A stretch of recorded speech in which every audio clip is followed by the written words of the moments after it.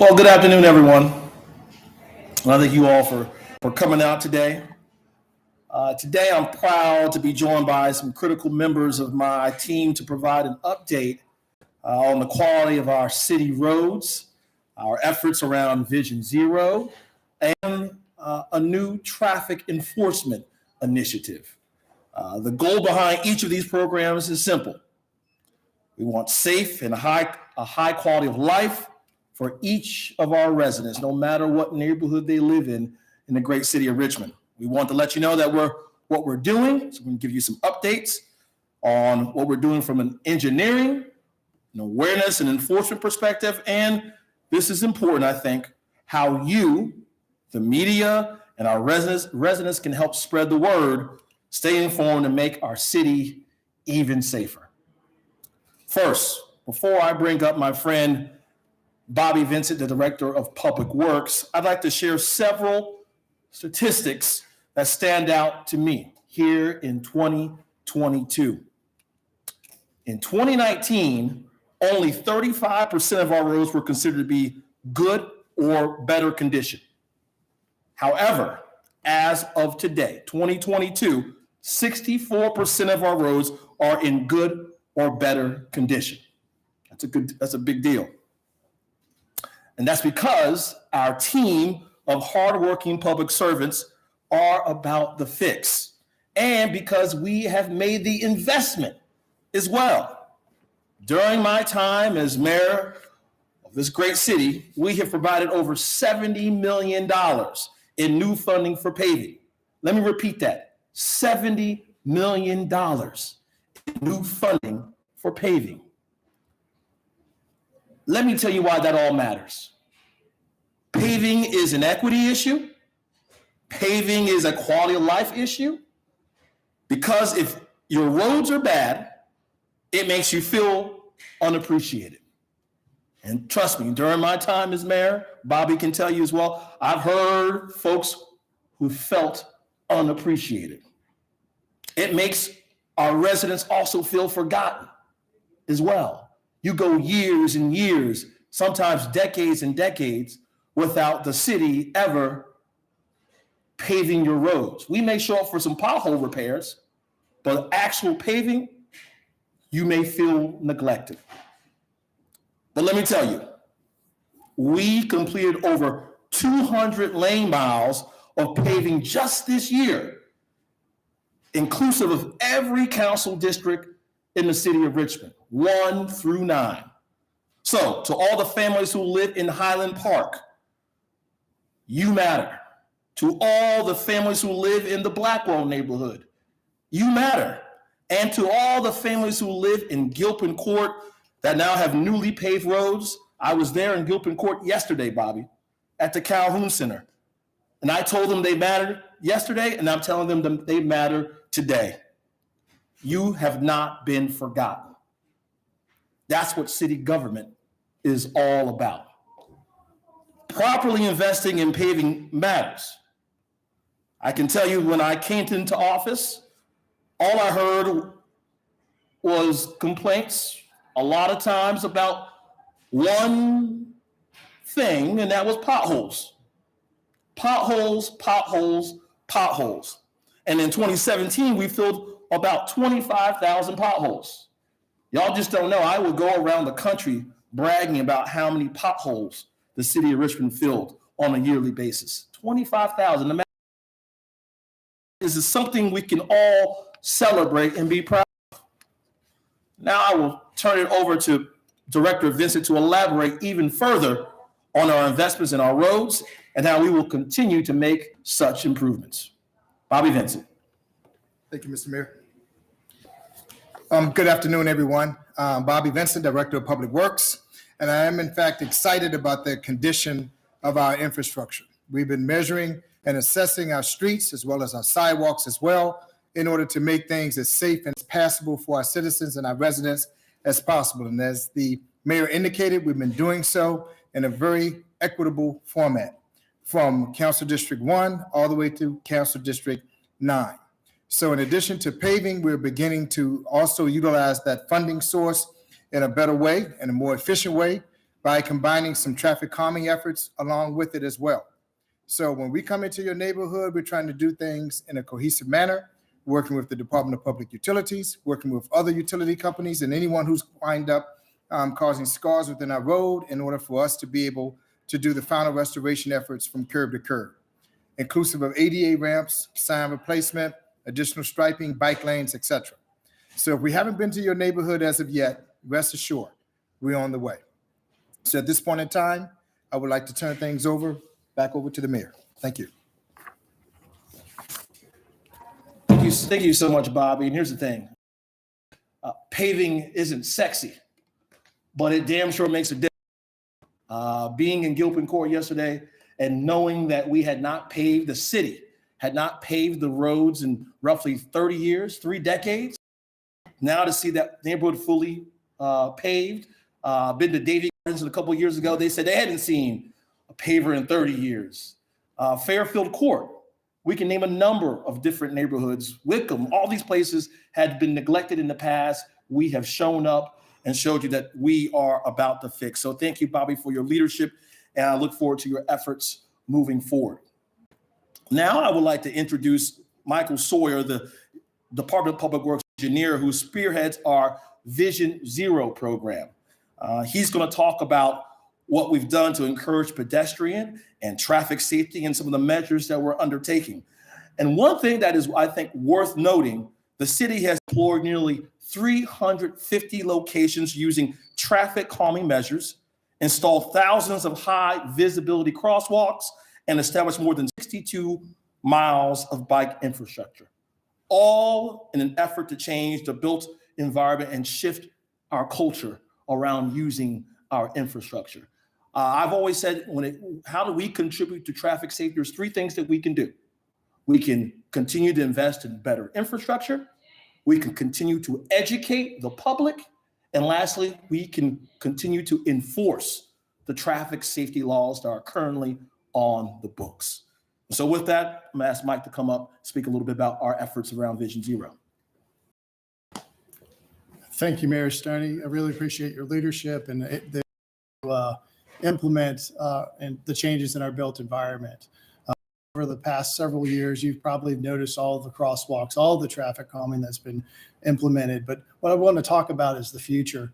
Over the next 6 years, there's about almost $1 billion investment that our traffic engineering, on behalf of our engineering team, are willing to move forward and implement. That all has a focus on complete streets where all people of all ages and abilities are able to use the street, as well as Vision Zero principles, which means that we're better managing the speeds. Really, the focus needs to be on slowing down. If people who drive can slow down and stop for people crossing the street, wear their seatbelt, I think all of those things would be behavioral things that would make an immediate impact. Our infrastructure, ongoing and continuing, but I believe in the future is bright as far as the funding goes for Vision Zero. So, Mayor, back to you. Thank you so much, Mike. And I also appreciate your leadership in our efforts around Vision Zero and keep our residents safe while using our roads and our infrastructure. Thank you so much, and looking forward to the work coming out of that program for the couple years to come. Now I'll ask Acting Major Donald Davenport from the Richmond Police Department to walk you through the new traffic enforcement initiative being launched by RPD to encourage people to obey the law and keep both drivers and pedestrians safe. We have to share the roads. It's just not, these roads are not just for those who drive a vehicle. We have to share the roads with those who utilize a bike, those who use our sidewalks.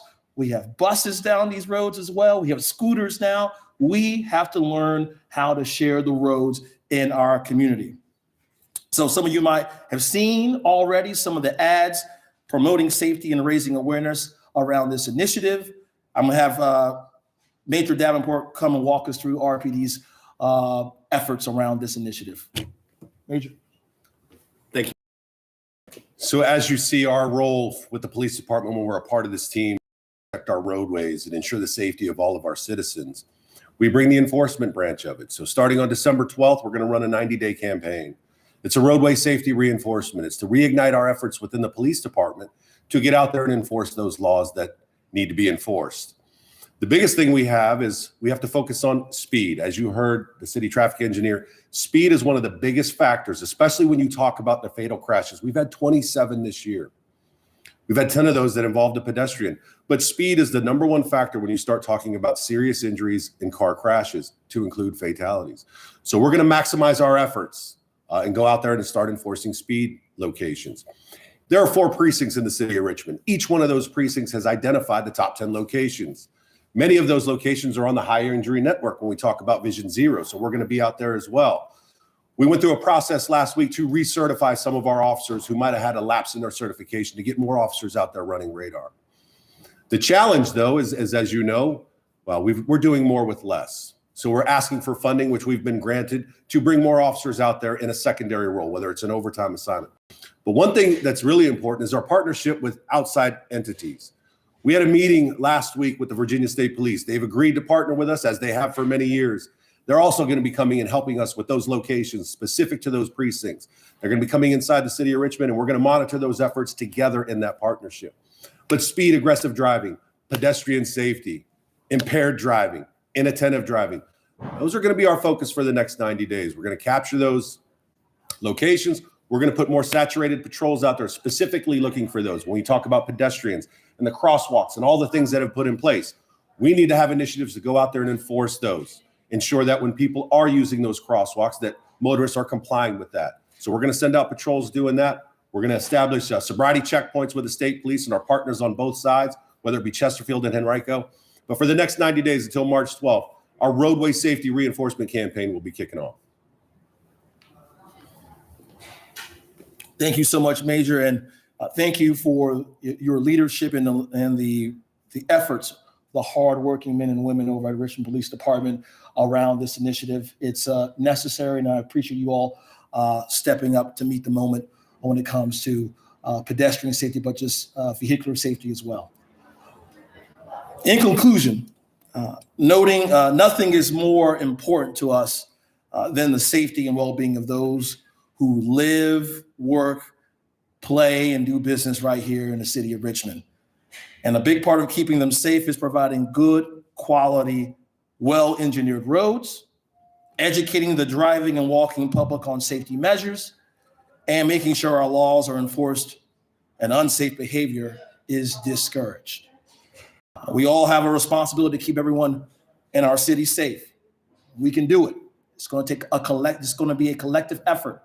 It takes the community, it takes those in enforcement, it takes those who are educating the public as well, and it will take the government, your local government, investing in the infrastructure to keep you safe. It's a three-pronged stool. It's a three-pronged stool.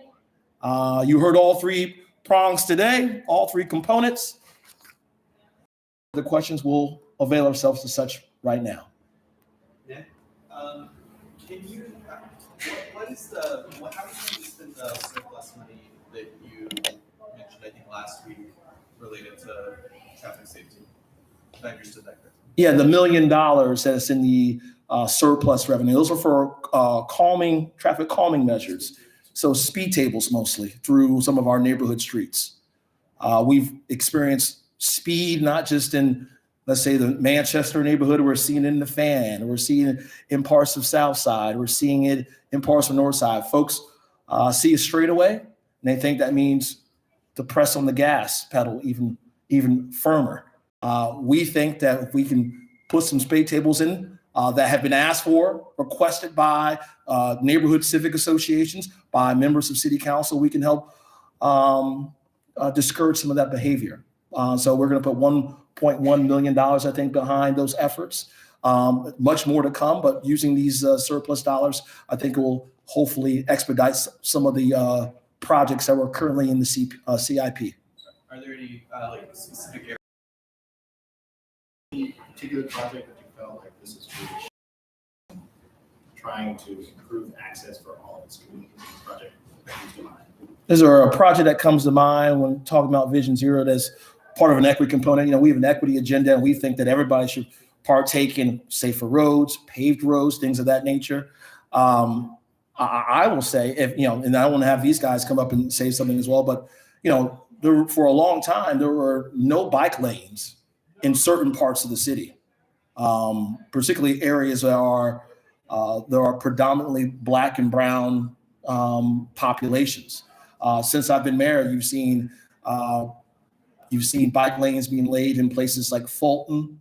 You've seen bike lanes in parts of Northside that they never appeared before.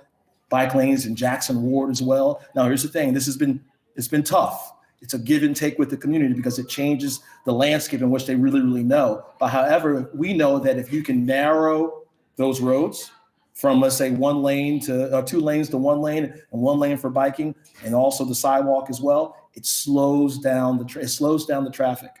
And so that's been a focus of ours in many neighborhoods. You guys want to add anything?